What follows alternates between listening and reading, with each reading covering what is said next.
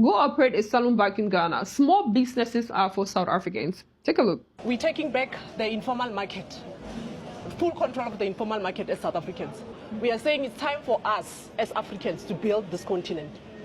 We are saying you need to go back to Ghana and do the same, fix your country. If there are foreigners in Ghana that are doing things that they are not allowed to do, Ghanaian people must fix it. You are the largest producer of gold, but Ghanaians are here doing nails and hair business.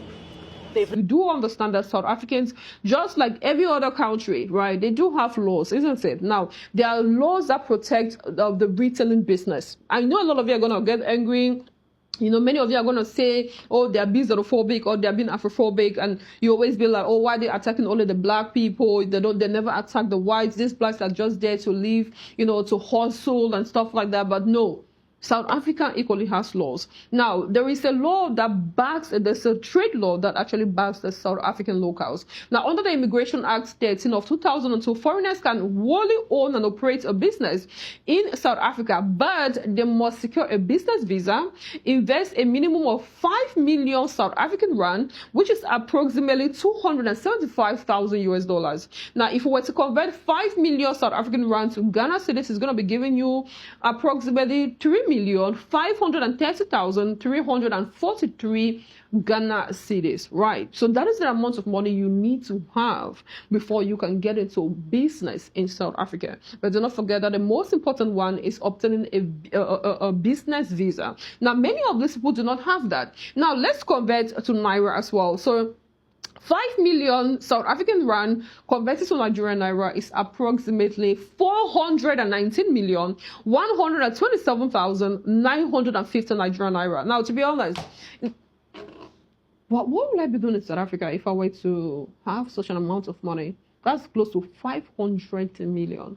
Are you understanding? Which means that if your business is not up to, if your capital is not up to 500 million, it means whatever business you're doing in South Africa is illegal. Are you getting it? Right? Now, this way, you just have to return back to your country, baby. Trust you me. Anyways, before you be like, oh, why are you not talking about Cameroon and stuff? Now, we're going to be comparing, we're going to be converting 5 million South African rand to CFA. I mean, that's our own currency. We're using the CFA, isn't it? The West African franc. Now, for us to convert 5 million South African rand to West African franc, we're going to be looking at 172,475,150 West African franc. Jesus Christ. Now, at this point, if I were to have such an amount of money, I'm not going to go to South Africa. I'm not going there to set up a business any, no. I'll definitely go for vacation. I'm going to go there for a visit, a short, and I come back home. But I'm going to use 100. What will I do? I'll probably get into real estate, honey, or maybe get into agriculture, into farming, into poultry. But bro, that's a did you hear that amount? 172 million. Nah. Let's not even just go there.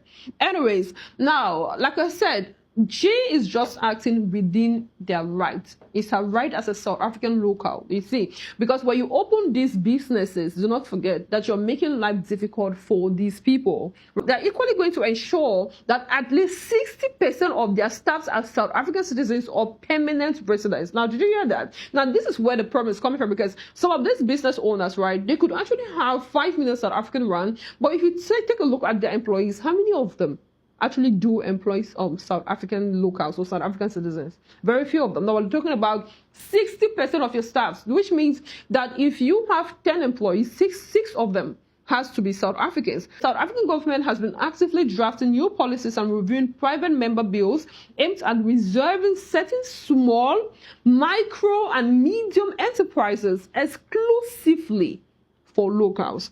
So salons, mechanic workshops, those petty businesses, those small micro businesses are reserved exclusively, once again, for the locals, for the South African locals. That the National Department of Small Business Development is continuously updating frameworks to protect local township economies. Now, I hope you do see the reason for her actions. I want us to take a look at the rest of the video. I know. The second question would be, why the Europeans, you guys are not...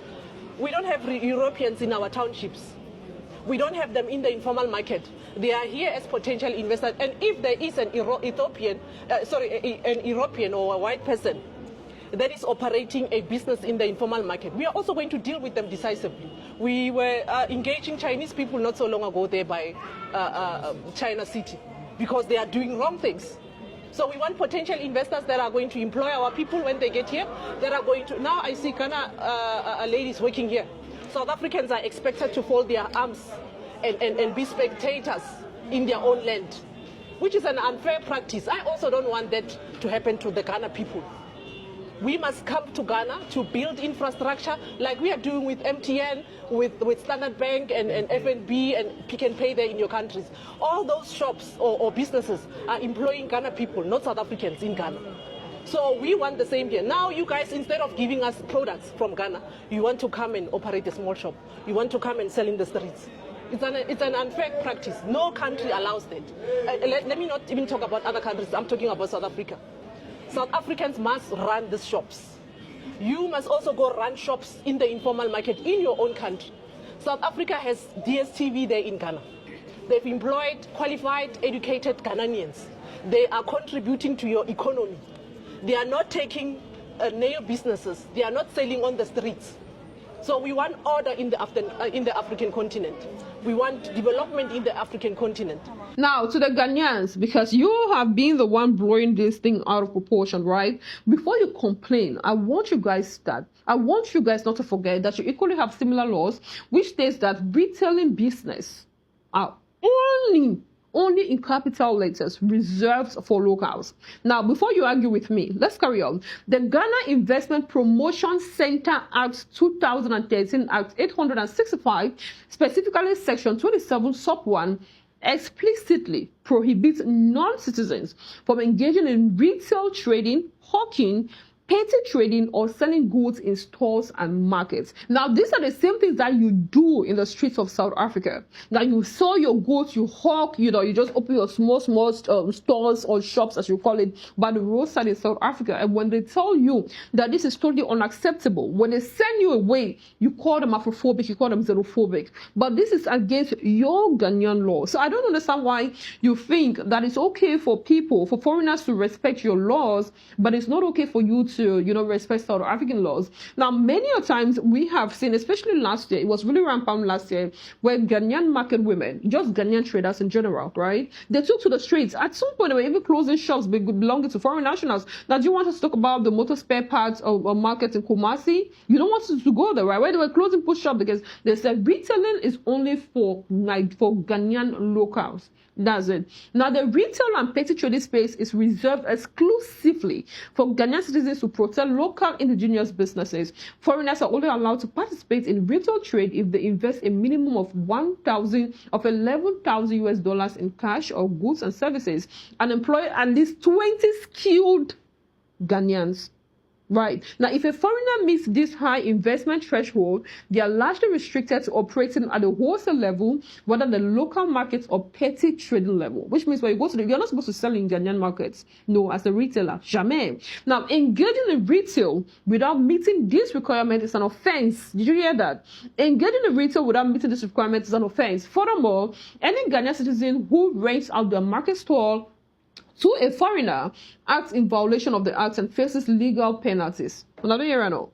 So let this hypocrisy and this double standard, let it just stop. What is good for the goose is equally good for the gander. South Africans have laws, and when they are trying to enforce those laws, when they are trying to make you to be law-abiding citizens or foreigners or nationals or whatsoever, or guests in their country, you now twist things and call them Afrophobic or xenophobic. Now, I'm going to leave you the company of this video. This is coming from South African Minister of Sports, Arts and Culture, Honorable Gayton McKenzie. In his words, South Africa has laws. When you go to China, you respect the laws. When you go to Thailand, you respect the laws. So why is it so difficult for you to respect the South African laws? Let me hear your thoughts in the comment section. I am Chioma Ayomide Daniel Yoga. Bye. You can't go to Europe without a passport, without a visa. It's the laws. When you go to China, there's laws in China. Why must we not have laws? You can't come here. You commit crimes. You are not documented. We can't find you. Tell me, how is that right? How is me asking for people to be documented and to follow the law, which I've not written? How does that make me xenophobic? Now South Africa must always be accused. If it's not genocide, we are xenophobic. The leaders of Africa should ask themselves a serious question. Why is it that your people are running away from you? Before you call us xenophobic, you as a leader must say, why are my people running away from me? There will be no African unity if countries don't take responsibility for their own citizens. African unity must not only be in South Africa. It must be in Sudan, it must be in Ethiopia, it must be in Zimbabwe, but African unity starts with unity of the nations.